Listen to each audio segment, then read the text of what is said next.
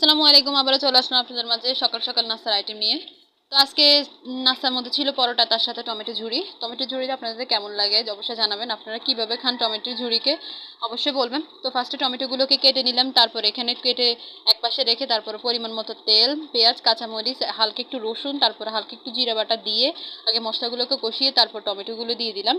দেওয়ার পর একটু হালকা আগুনের মধ্যে দিয়ে টমেটোগুলোকে ভালোভাবে নেড়ে চেড়ে নিতে হবে, টমেটোগুলো যতক্ষণ না গলে যায়।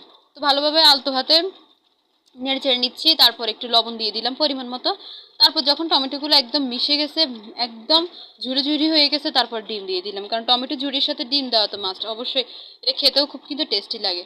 তো আমি আবারও হালকা আগুনের মধ্যে তারপর এগুলোকে ভালোভাবে নেড়ে চেড়ে নিচ্ছি, কারণ এভাবে তো উঠানো যাবে না, ভালোভাবে ঝুরি করতে হবে। কারণ ডিমের তো একটা পানি জাতীয় প্রথমে দিলে তারপর আস্তে আস্তে যখন হয়ে আসবে তখন খেতে কিন্তু খুব টেস্ট, অবশ্যই আপনারা ট্রাই করে দেখবেন।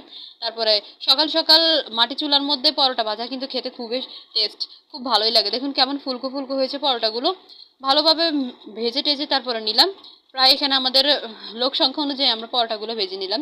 আপনাদের কেমন লাগে সকাল সকাল পরোটা, তার সাথে দুধ চা, তার সাথে ডিম বা অন্য আইটেম থাকলে কেমন লাগে অবশ্যই কিন্তু জানাবেন।